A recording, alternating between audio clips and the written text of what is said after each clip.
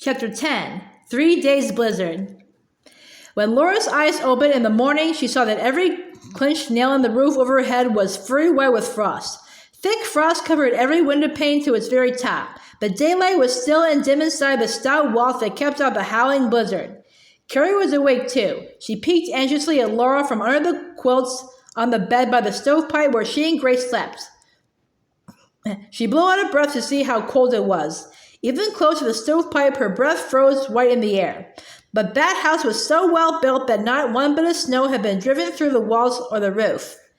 Laura was stiff and sore, and so was Carrie. But morning had come, and they must get up, sliding out of bed into the cold that took her breath away. Laura snatched up her dress and shoes and hurried to the top of the stairs. "Ma, can we dress down there?" she called, thankful for the warm, long red flannels under her flannel nightgown. "Yes, pass at the stable," Ma answered. The cook stove was warming the kitchen, and the lamplight made it seem even warmer.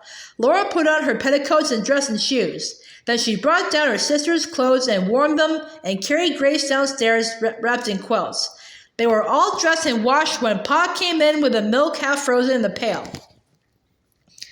After he had got his breath and melted the frost and snow from his mustaches, he said, "Well, the hard winter's begun." "Why, Charles," Ma said, "it isn't like you to worry about winter weather." "I'm not worrying," Pa replied, "but it's going to be a hard winter."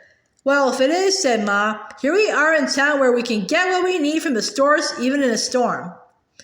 There would be no more school till the blizzard was over. So after the housework was done, Laura and Carrie and Mary studied their lessons and then settled down to sew while Ma read to them.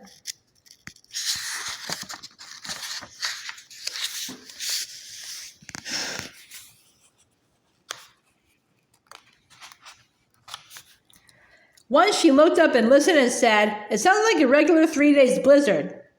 "Then there won't be any more school this week," said Laura. She wondered what Mary and Minnie were doing. The front room was so warm that the frost on the windows had melted a little and turned to ice. When she breathed on it to clear a peephole, she could see against the glass the blank white swirling snow. She could not even see Fuller's hardware store across the street, where Pa had gone to sit by the stove and talk with the other men. Up the street, past Cows's hardware store and the Beardsley Hotel and Barker's grocery, Royal Wilder's feed store was dark and cold. No one would come to buy feed in that storm, so Royal did not keep up the fire in the heater. But the back room, where he and Almanzo were batching, was warm and cozy, and Almanzo was frying pancakes. Royal had to agree that not even Mother could beat Almanzo at making pancakes. Back at York State, when they were boys and later on Father's big farm in Minnesota, they had never thought of cooking. That was women's work. But since they had come west to take up homestead claims, they had to cook or starve, and Almanzo had to do the cooking because he was handy at almost anything, and also because he was younger than Royal, who still thought that he was the boss. When he came west, Almanzo was 19 years old, but that was a secret because he had taken a homestead claim, and according to law, a man must be 21 years old to do that. Almanzo did not consider that he was breaking the law, and he knew he was not cheating the government. Still, anyone who knew that he was 19 years old could take his claim away from him. Almanzo looked at it this way. The government wanted this land settled. Uncle Sam would give a farm to any man who had the nerve and muscle to come out here and break the sod and stick to the job till it was done. But the politicians far away in Washington could not know the settlers, so they must make rules to regulate them, and one rule was that a homesteader must be 21 years old. None of the rules worked as they were intended to. Almanzo knew that men were making good wages by filing claims that fitted all the legal rules and then handing over the land to the rich men who paid their wages. Everywhere, men were stealing the land and doing it according to all the rules.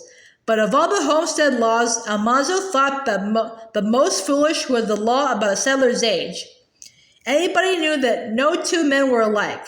You could measure a cloth with a yardstick or distance by miles, but you could not lump men together and measure them by any rule. Brains and character did not depend on anything but the man himself. Some men did not have the sense at 60 but some had at 16, and Almanzo considered that he was as good any day as any man 21 years old. Almanzo's father thought so too.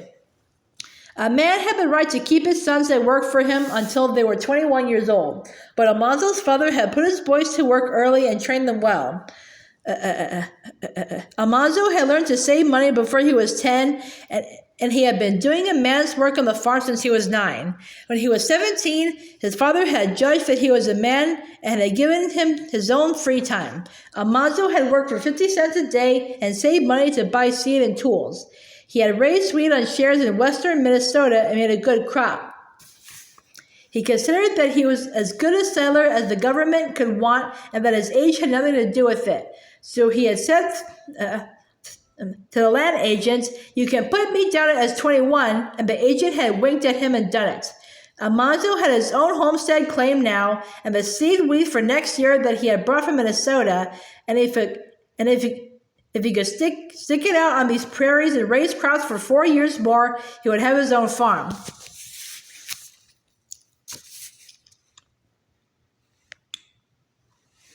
He was making pancakes, not because Royal could boss him anymore, but because Royal could not make good pancakes, and Almanzo loved light, fluffy buckwheat pancakes with plenty of molasses.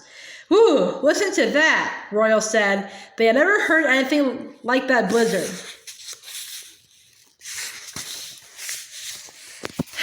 "That old Indian knew what he was talking about," said Almanzo. "If we're in for 7 months of this..." The 3 pancakes on the griddle were holding their bubbles in tiny holes near their crisping edges. He flipped them over neatly and watched their brown patterned sides rise in the middle. The good smell of them mixed with the good smells of fried salt pork and boiling coffee. The room was warm, and the lamp, with its tin reflector hung on a nail, lighted it strongly. Saddles and bits of harness hung on the rough board walls. The bed was in one corner, and the table was drawn up to the stove hearth so that Almanzo could put the pancakes on the white ironstone plates without moving one step. "This can't last 7 months. That's ridiculous," said Royal. "We're about to have some spells of good weather." Almanzo replied airily, "Anything can happen, and most usually does." He slid his knife under the edges of the pancakes. They were done, and he flipped them onto Royal's plate and greased the griddle again with a pork rind. Royal poured molasses over the cakes. "One thing can't happen," he said. "We can't stick it out here till spring unless they keep the trains running." Almanzo poured 3 more rounds of batter from the battered pitcher onto the sizzling griddle. He lounged against the warm partition by the stovepipe, waiting for the cakes to rise. "We figured on hauling in more hay," he said. "We've got plenty of dry feed for the team." "Oh, they'll get the trains through," Royal said, eating. But if they didn't, we'd be up against it. How about coal and kerosene and flour and sugar? For that matter, how long would my stock of feed last if the whole town came piling in here to buy it?" Almanzo straightened up. "Say," he exclaimed, "nobody's going to get my seed wheat, no matter what happens." "Nothing's going to happen," Royal said. "Whoever heard of storms lasting seven months?" "They'll get the trains running again." "They better," said Almanzo, turning the pancakes. He thought of the old Indian, and he looked at his sacks of seed wheat. They were stacked along the end of the room, and some were under the bed. The seed wheat did not belong to Royal, it belonged to him. He had raised it in Minnesota. He had plowed and harrowed the ground and sowed the grain. He had cut it and bound it, threshed and stacked it, and hauled it 100 miles in his wagon. If storms like this storm delayed the train so that no more seed came from the east until after sowing time, his crop for next year, his homestead would depend on his having that seed wheat to sow. He would not sell it for any money. It was seed that made crops. You could not sow silver dollars. "I'm not going to sell so much as a peg of my seed wheat," he said. All right, nobody's bothering your wheat," Royal answered. "How about some pancakes?" "This makes 21, Almanzo said, putting them on Royal's plate. "How many did you eat while I was doing the chores?" Royal asked him. "I didn't count them," Almanzo grinned. "But gosh, I'm working up an appetite feeding you."